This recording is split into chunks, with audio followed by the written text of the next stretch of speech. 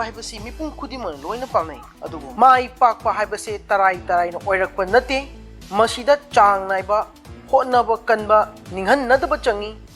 ꯍꯥꯏꯔꯤꯕꯁꯤꯡ ꯑꯁꯤ ꯊꯧꯅꯥ ꯐꯕꯅ ꯑꯣꯏꯊꯣꯛꯍꯜꯂꯛꯄ ꯉꯝꯃꯤ ꯃꯥꯏ ꯄꯥꯛꯄꯒꯤ ꯂꯝꯕꯤꯗ ꯂꯩꯔꯝꯕ ꯑꯋꯥꯕ ꯅꯨꯡꯉꯥꯏꯕ ꯑꯗꯣ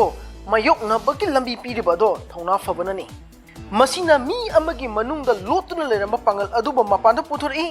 ꯑꯗꯣꯝꯅ ꯃꯥꯏ ꯄꯥꯛꯄ ꯄꯥꯝꯂꯕꯗꯤ ꯃꯤꯌꯥꯝꯅ ꯍꯤꯡꯅꯔꯤꯕ ꯃꯍꯤꯡ ꯑꯁꯤꯗ ꯍꯤꯡꯕꯤꯒꯅꯨ ꯇꯧꯅꯔꯤꯕ ꯊꯕꯛ ꯑꯁꯤ ꯇꯧꯕꯤꯒꯅꯨ ꯃꯈꯣꯏꯗꯒꯤ ꯇꯣꯉꯥꯟꯅ ꯇꯥꯔꯛꯄ ꯑꯃ ꯃꯊꯧ ꯇꯥꯏ ꯍꯥꯏꯔꯤꯕ ꯇꯣꯉꯥꯟꯅ ꯇꯥꯔꯒ ꯍꯤꯡꯕ ꯍꯥꯏꯕꯁꯦ ꯊꯧꯅꯥ ꯐꯕ ꯑꯗꯨ ꯈꯛꯇꯅ ꯑꯣꯏꯍꯟꯕ ꯉꯝꯃꯤ ꯊꯧꯅꯥ ꯐꯕ ꯍꯥꯏꯕꯁꯤꯗꯤ ꯃꯤ ꯑꯃꯅ ꯄꯣꯛꯄꯗꯒꯤ ꯌꯥꯎꯔꯛꯂꯕ ꯒꯨꯟ ꯑꯃ ꯅꯠꯇꯦ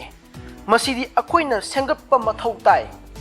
American families philosopher and theologian Marin Dalina asumna hai courage is like a habit a virtue you get it by courage act it's like you learn to swim by swimming you learn courage by couraging thawna phaba haibasi mi amagi wakhal pukningbu akiba yaudana lanthengna hanaba sem sadun leidiba wakhal gi firep adubuni akoina khangadabadi akoigi mind brain asi akoibu akibadagi ngakthoknaba semkhibani akibana mibu maithibagi lambida pusalai maramdi fear is the beginning of failure courage is the beginning of success thawna favana maiti akoigi ipa ipusingna british ka lan thengnaba matamda maithiragani khanglabasu nona thawai thaba ngamkhi maiti akoigi ipa ipusingna thawna hapnabagi damakta hairamba adugumba wahai ama hairagadi nomodu pokpa machana nini siba haunade haiba asini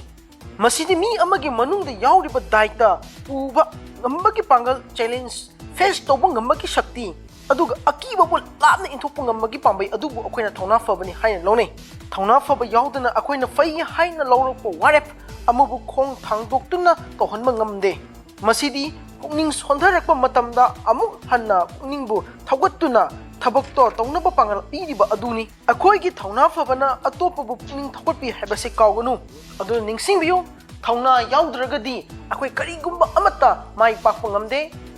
ꯅꯤꯡꯁꯤꯡꯕꯤꯌꯨ ꯊꯧꯅꯥ ꯐꯕ ꯍꯥꯏꯕ ꯑꯁꯤꯅ ꯃꯥꯏ ꯄꯥꯛꯅꯕꯒꯤ ꯑꯃꯈꯛꯇ ꯉꯥꯏꯔꯤꯕ ꯂꯝꯕꯤ ꯑꯗꯨꯅꯤ courage brings success